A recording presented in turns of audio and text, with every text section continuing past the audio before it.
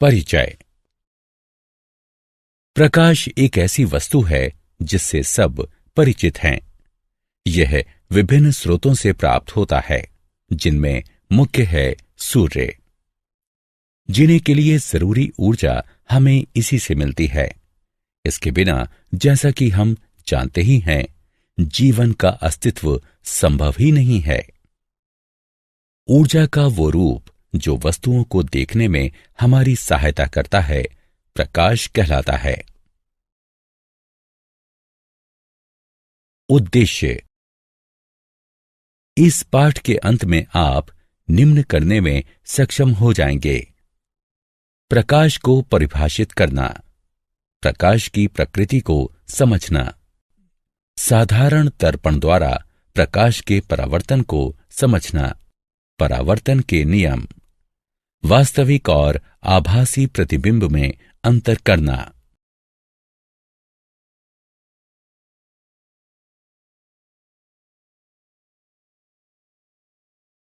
प्रकाश एवं प्रकाश के स्रोत।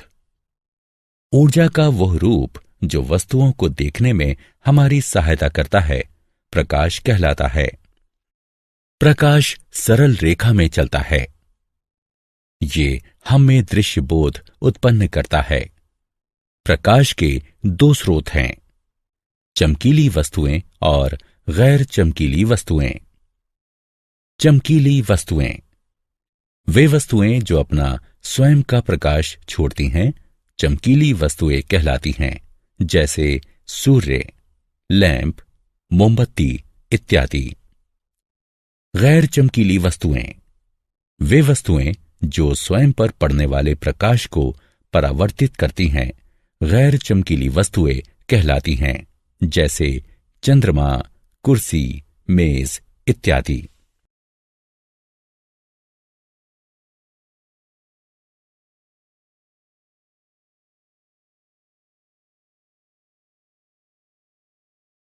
प्रकाश की प्रकृति। प्रकाश के परावर्तन, अपवर्तन, विवर्तन तथा अन्य अनेक पहलुओं के बारे में जानने के लिए प्रकाश के सिद्धांतों के आधार पर उसकी प्रकृति को समझना होगा। प्रकाश की प्रकृति के दो सिद्धांत हैं: प्रकाश का तरंग सिद्धांत तथा प्रकाश का कण सिद्धांत। प्रकाश का तरंग सिद्धांत। प्रकाश विद्युत चुंबकीय तरंगों पर आधारित होता है, जिन्हें प्रवर्धन के लिए किसी भौतिक माध्यम की आवश्यकता नहीं होती। इसके अभिलक्षण चिन्ह हैं विवर्तन, निष्कर्ष एवं ध्रुवीकरण। प्रकाश का कण सिद्धांत। प्रकाश ऐसे कणों से निर्मित होता है जो अत्यंत तीव्र गति से एक सरल रेखा में चलते हैं। इसके अभिलक्षण चिन्ह हैं परावर्तन और अपवर्तन। प्रकाश तरंग और कण दोनों के गुण प्रदर्शित करता है। प्रकाश का स्वभाव दोहरा होता है।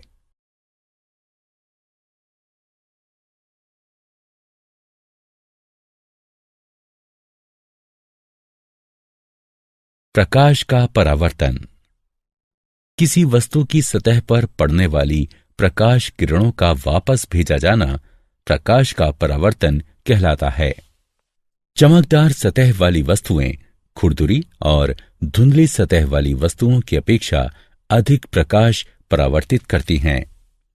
चांदी प्रकाश की सर्वोत्तम परावर्तक है। सपाट सतह से परावर्तन। सपाट दर्पण कांच का एक पतला, समतल और चिकना फलक होता है, जिसके एक ओर रजत धातु की चमकीली परत चढ़ी होती है। इस रजत परत को लाल पेंट के द्वारा संरक्षित किया जाता है। आकृति को समझने के लिए आवश्यक पदों के अर्थ निम्नलिखित हैं: आपतित किरण। प्रकाश की वो किरण जो दर्पण की सतह पर पड़ती है, आपतित किरण कहलाती है।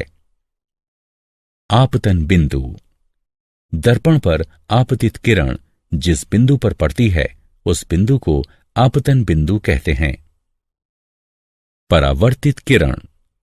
दर्पण द्वारा प्रकाश की जिस किरण को वापस भेजा जाता है वह परावर्तित किरण कहलाती है। सामान्य दर्पण की सतह के आपतन बिंदु पर स्थित समकोण की रेखा को सामान्य कहते हैं। यह एक ऐसी रेखा है जो दर्पण के आपतन बिंदु पर लंबवत स्थित होती है। पार्श्व परिवर्तन। पार्श्व परिवर्तन जब समतल दर्पण के सामने कोई वस्तु रखी जाती है तब वस्तु का दाहिना पार्श्व दर्पण के बाईं ओर और बायां पार्श्व दर्पण के दाहिनी ओर प्रतीत होता है। किसी वस्तु के पार्श्वों और उसके दर्पण प्रतिबिंब का यह परिवर्तन पार्श्व परिवर्तन कहलाता है। समतल दर्पण के संबंध में अभिलक्षण और उपयोग। किसी समतल दर्पण द्वारा निर्मित प्रतिबिंब के अभिलक्षण। ऐसा प्रतिबिंब आभासी होता है। ऐसा प्रतिबिंब सीधा होता है। प्रतिबिंब का आकार वस्तु के आकार जितना ही होता है। समतल दर्पण द्वारा निर्मित प्रतिबिंब दर्पण में पीछे उतनी ही दूरी पर होता है। ऐसा प्रतिबिंब पार्श्व परिवर्तित होता है।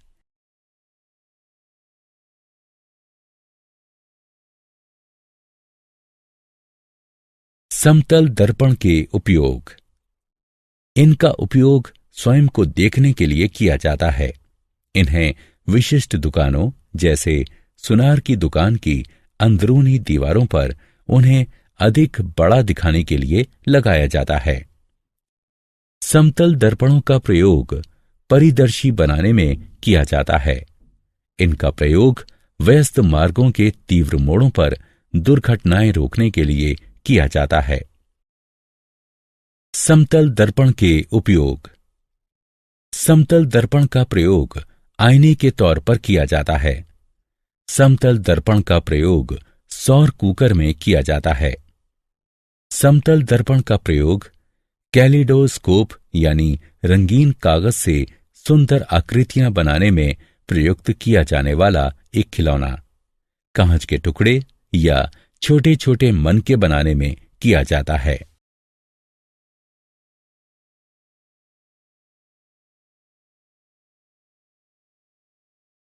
परावर्तन के नियम। परावर्तन का प्रथम नियम। आपतित किरण, परावर्तित किरण और सामान्य ये सब एक ही समतल पर स्थित होते हैं। परावर्तन का द्वितीय नियम। परावर्तन कोण सदैव आपतन कोण के बराबर होता है।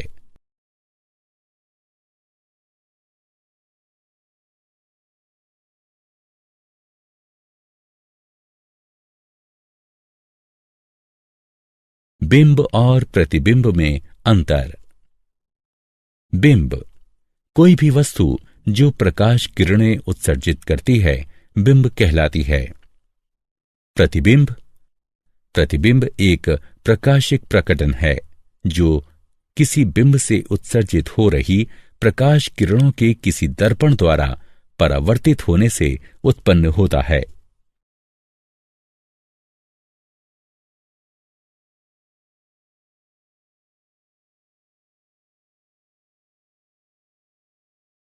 वास्तविक और आभासी प्रतिबिंब में अंतर। वास्तविक प्रतिबिंब वह प्रतिबिंब जिसे दर्पण पर प्राप्त किया जा सकता है वास्तविक प्रतिबिंब कहलाता है। उदाहरण, सिनेमा के पर्दे पर बनने वाला प्रतिबिंब। यह किसी अवतल दर्पण द्वारा बनता है। आभासी प्रतिबिंब वे प्रतिबिंब जिन्हें पर्दे पर प्राप्त नहीं किया जा सकता आभासी प्रतिबिंब कहलाते हैं। उदाहरण, किसी समतल दर्पण में हमारे चेहरे का प्रतिबिंब। यह किसी अवतल दर्पण द्वारा बनता है।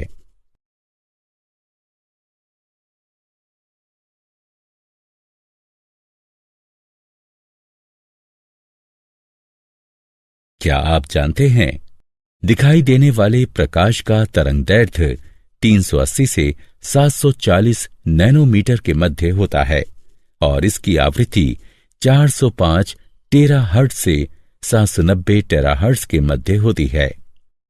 प्रकाश, जो कि फोटोन नामक नन्हे पैकेटों में निकलता और अवशोषित होता है, तरंग और कण दोनों के गुण प्रदर्शित करता है। यह गुण तरंग कण द्विविधता कहलाता है।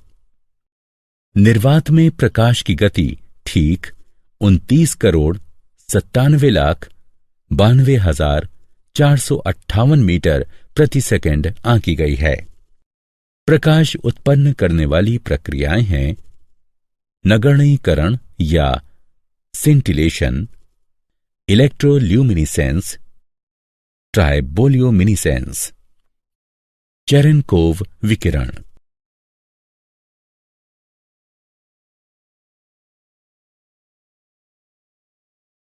सारांश। आइए हमने जो कुछ सीखा है उसे संक्षेप में दोहराएं। प्रकाश ऊर्जा का ऐसा रूप है जो हमें वस्तुओं को देखने के योग्य बनाता है। प्रकाश तरंग और कण दोनों के गुण प्रदर्शित करता है। इस प्रकार प्रकाश की प्रकृति दोहरी होती है। किसी वस्तु द्वारा उस पर पड़ने वाली प्रकाश किरणों का वापस भेजा जाना परावर्तन कहलाता है। एक माध्यम से दूसरे माध्यम में जाते समय प्रकाश की दिशा परिवर्तित हो जाने को अपवर्तन कहते हैं। आपतित किरण द्वारा सामान्य के साथ बनाए गए कोण को आपतित कोण कहते हैं। परावर्तित किरण द्वारा सामान्य के साथ आपतन बिंदु पर बनाए गए कोण को परावर्तन कोण कहते हैं। आपतन कोण परावर्तन कोण के बराबर होता है। किसी बिंब से आ रही प्रकाश किरणें जब किसी दर्पण से परावर्तित होकर किसी बिंदु पर मिलती हैं तो प्रतिबिंब बनता है। समतल दर्पण में किसी बिंब के पार्श्वों और उसके प्रतिबिंब के पलट जाने का प्रभाव पार्श्व परिवर्तन कहलाता है।